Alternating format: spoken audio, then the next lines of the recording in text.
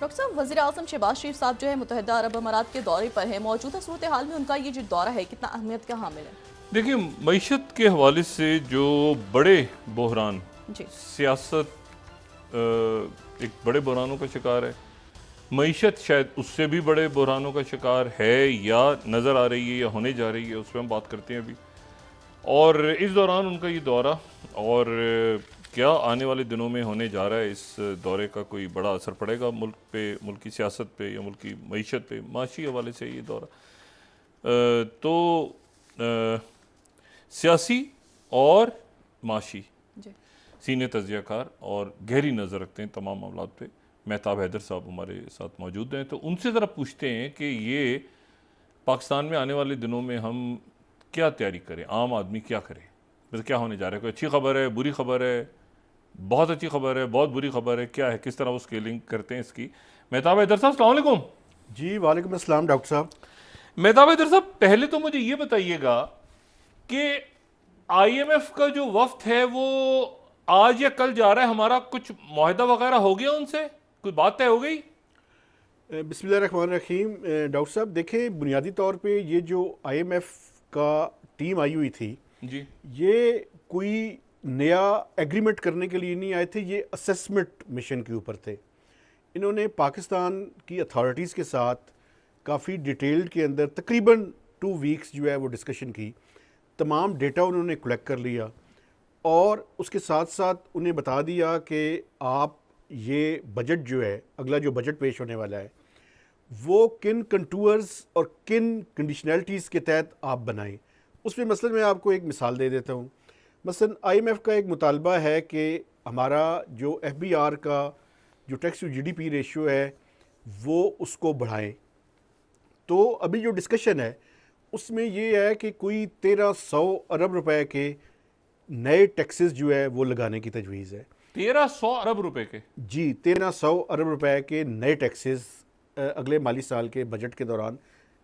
एक तो होती है डॉक्टर साहब नॉमिनल ग्रोथ, यानी आपकी एक रूटीन की ग्रोथ, चूँकि जो एफबीआर का टारगेट है वो तय ऐसे किया जाता है कि एक जीडीपी ग्रोथ और इन्फ्लेशन एक उसको सामने रखा जाता है और उसके ऊपर फिर एडिशनल टैक्सेशन मेजर्स और एडमिनिस्ट्रेटिव मेजर्स वो लगाए जाते हैं। तो हमारी जो नॉमिनल ग्रोथ है यानी रियल जीडीपी और इन्फ्लेशन से कोई तकरीबन 15 से 16% की ग्रोथ वहाँ से हासिल होगी। जो ऊपर है वो हमें एडिशनल टैक्सेशन मेजर्स और कुछ एडमिनिस्ट्रेटिव मेजर्स के ज़रिए 1300 अरब रुपया इजाफी जमा करना पड़ेगा। तो ये अभी तजवीज़ है। और दूसरी जो आईएमएफ की तजवीज़ है वो ये है कि हमारा प्राइमरी सरप्लस होना चाहिए। अब प्राइमरी सरप्लस से क्या मुराद है? प्राइमरी सरप्लस से मुराद ये है कि वो डेफिसिट जिसमें डेट सर्विसिंग जो शरह सूद की वजह से हम अपने कर्ज़ों के ऊपर प्रिंसिपल और वो सूद की अदायगी है उसको निकाल कर जो सारा हम तखमीना लगाते हैं वो कहते हैं कि इसको सरप्लस के अंदर होना चाहिए।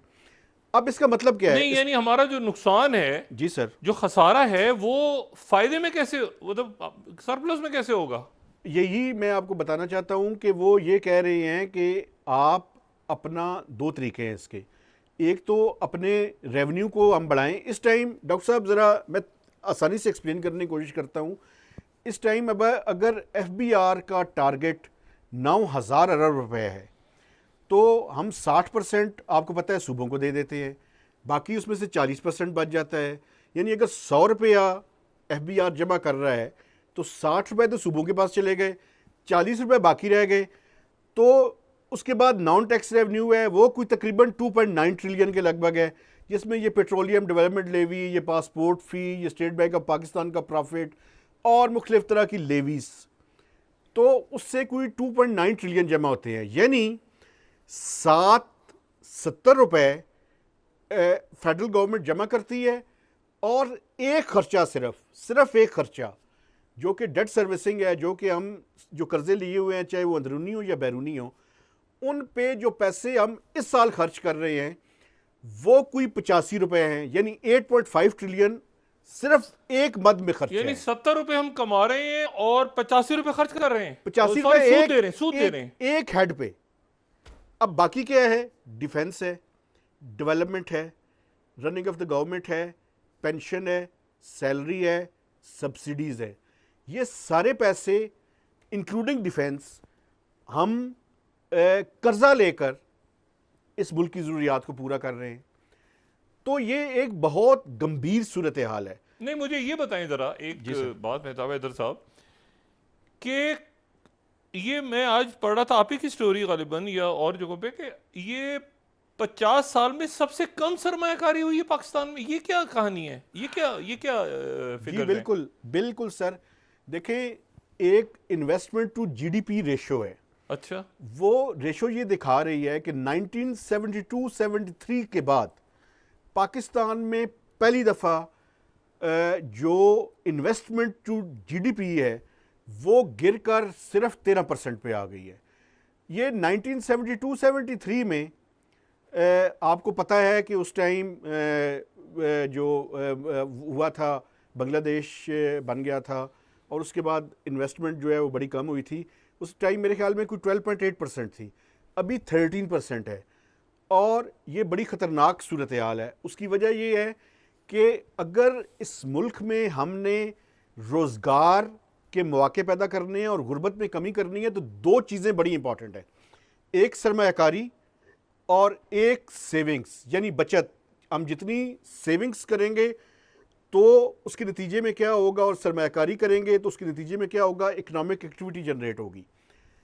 एक पॉजिटिव बात है, वो पॉजिटिव ये है कि पिछले साल ग्रोथ नेगेटिव थी, जिसको थोड़ी सी मालिश करके उस वक्त की पीडीएम की हुकूमत ने कहा था ये स्लाइटली पॉजिटिव है, लेकिन वो रिवाइज फिगर में सबको पता था कि वो नेगेटिव है। नेगेटिव से क्या मतलब है? नेगेटिव ग्रोथ कैसे हो सकती है? नेगेटिव ग्रोथ ऐसे हो सकती है सर के पिछले साल आपको पता है सैलाब आया था। हाँ ठीक है, तो सैलाब की वजह से जो जितना एग्रीकल्चर सेक्टर था उसकी बड़ी बुरी हालत हुई थी। ठीक है, इसी तरह इंडस्ट्रीज की हालत भी बुरी थी, सर्विसेज की बुरी थी, वो ग्रोथ पॉजिटिव के बजाय नेगेटिव हुई थी।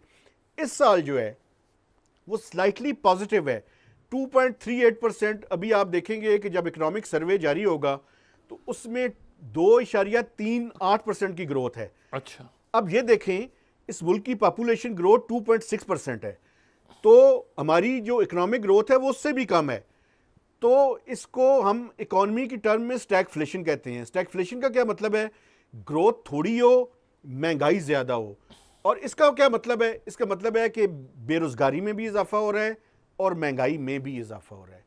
तो ये सूरत हाल है जहाँ पे हम खड़े हैं। तो अच्छा मुझे ये context बताएं में, कि ग्रोथ कहाँ हुई है सबसे ज्यादा? आपने कहा ना कि किस सेक्टर में हमने सबसे ज्यादा ग्रो किया है इस वक्त? सर सबसे ज़्यादा ग्रोथ एग्रीकल्चर सेक्टर में हुई है। अच्छा, जब माशाल्लाह। चूँकि वजह ये थी कि आपको कहाँ पता पे? है एग्रीकल्चर में कहाँ? एग्रीकल्चर में दोनों साइड्स पे, एक तो मेजर क्रॉप्स मैं आपको बता देता हूँ।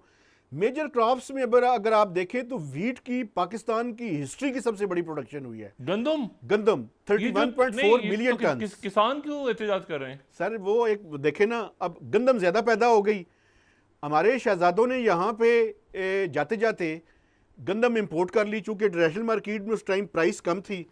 अब प्रॉब्लम ये हुई कि गंदम इस टाइम बहुत ज़्यादा पैदावार है और उनसे गंदम खरीदी नहीं जा रही, ख़ासकर पंजाब और सिंध के अंदर। वजह ये है कि हुकूमत ने वो गंदम इंपोर्ट कर ली है, 1 मिलियन टन्स की इजाज़त दी, उस पर काफ़ी सारी कोई तकरीबन 4 मिलियन टन्स गंदम इंपोर्ट कर ली। तो ये एक पूरा एक प्रॉब्लम है। अच्छा, गंदम अब पाकिस्तान में बहुत बम्पर क्रॉप हुई है, आपको मैं अच्छा, ये ये बता दूं। गंदम का स्कैंडल है प्रॉपर जिसको आई है इसकी, मतलब ये दब गया? आपको क्या लग रहा है? सर कुर्बानी का बकरा तो ज़रूर बनाया जा रहा है, स्कैंडल तो ये है। चूँकि उसकी वजह ये है, अब मेरी एक प्रेडिक्शन सुन लें, वो ये है कि इस साल जो गंदम के साथ हम कर रहे हैं, अगले साल किसान गंदम नहीं बोएगा।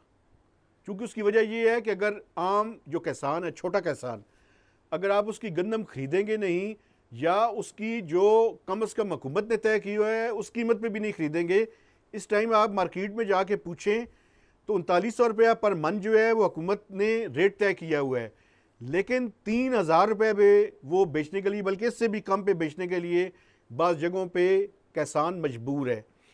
वो एक ब्रूइंग अप क्राइसिस है। आप देखिएगा अगले साल वो गंदम नहीं बोएगा। अच्छा, राइस की प्रोडक्शन बड़ी अच्छी हुई है, शुगर केन की बहुत अच्छी हुई है। कॉटन का मैं आपको मिसाल देता हूँ, पिछले साल को 4.6 मिलियन बेल्स थी, इस साल 10.55 मिलियन बेल्स हुई हैं। तो ये एग्रीकल्चर सेक्टर जो है इसने मेजर रोल प्ले किया है इस साल की जो नेगेटिव से पॉजिटिव ग्रोथ आई है। अच्छा मेहताब हैदर साहब, ये यानी आप ये बता रहे हैं कि हमारी जो मईशत के सारे इश्यूज हैं और ग्रोथ नहीं हो रही और कर्जे, ये आप PDM2 केयर टेकर और PDM1 गवर्नमेंट को बता रहे हैं। उससे पहले भी तो हालात ऐसे ही थे या क्या थे? उससे पहले क्या था जो देखिए, खान साहब की खान गवर्नमेंट? साहब के ज़माने में जो लास्ट ईयर था उनका, उसमें ग्रोथ जो है वो 6.18% थी। अच्छा।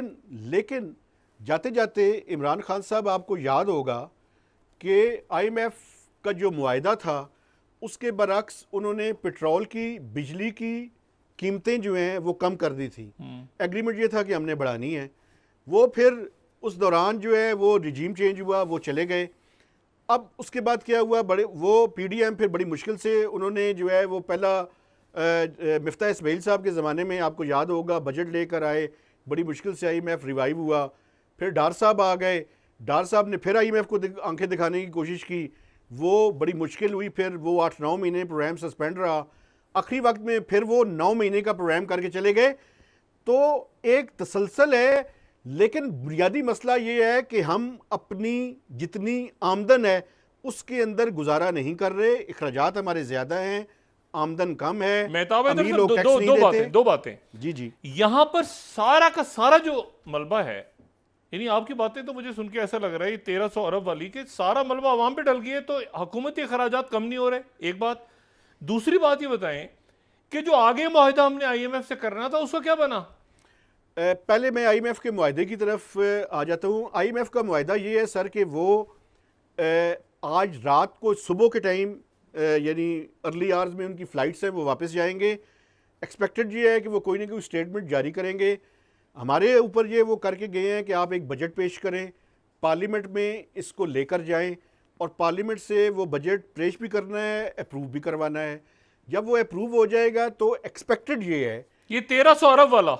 ये पूरे बजट की मैं बात कर रहा हूँ, ये अगले माली साल का। नहीं, उसमें ये टैक्स भी होंगे, जी, उसमें टैक्स भी बिजली, होंगे। गैस, ये सब कुछ होगा।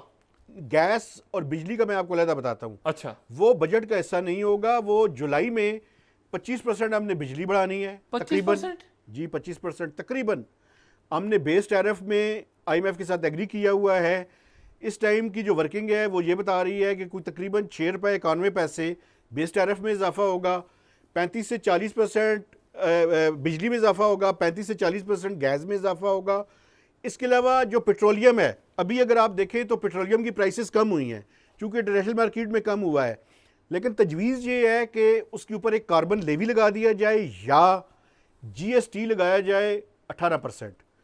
फेडरल गवर्नमेंट क्या चाहती है? फेडरल गवर्नमेंट ये चाहती है कि वो लेवी लगाए। उसकी वजह ये है कि अगर वो GST लगाएगी तो उसके 60% तो सूबों के पास चले जाएंगे। फेडरल गवर्नमेंट अब ज़्यादा गरीब है, तो फेडरल गवर्नमेंट ये चाहती है कि वो एक लेवी लगाए ताकि उसका जितने पैसे हैं वो सारे उसी के पास रहें। तो ये एक सारा सिनेरियो। अच्छा, एक और बात भी, जो एक्सपेंडिचर साइड है उसमें भी बड़ी इंपॉर्टेंट बात है। वो ये है कि पेंशन के ऊपर IMF इस दफ़ा कह रहे हैं कि आप उसका एक पैकेज लेकर आएँ। अब देखना ये है कि क्या वो हुकूमत ला सकती है। तैयारी तो कर रही है, प्राइम मिनिस्टर ने कमेटी बनाई हुई है, ऑस्टेरिटी कमेटी के नाम से एक कमेटी है जिसमें फाइनेंस मिनिस्टर और बाकी मिनिस्टर्स, मिनिस्टर फॉर लॉ भी उसके अंदर है। वो कमेटी काम कर रही है कि पेंशन की इस्लाहात के नाम पर पेंशन जो है उसके ऊपर देखा जाए, क्योंकि उसकी वजह ये है कि पेंशन का जो बिल है, IMF भी ये कह रहा है और हम हुकूमत पाकिस्तान भी ये कह रही है कि ये अनसस्टेनेबल है। इस तरह नहीं हो सकता कि हर साल हम बजट से पैसे दिए जाएं। कंट्रीब्यूटरी पेंशन का एक कॉन्सेप्ट होगा नए लोगों के लिए। जो मौजूदा लोग हैं उनमें के लिए ये होगा कि ये जो 3-3, 4-4 नस्लों तक पेंशन का सिस्टम चलता रहता है, अब ये मेरे ख्याल में आइंदा सालों में मुमकिन नहीं रहेगा।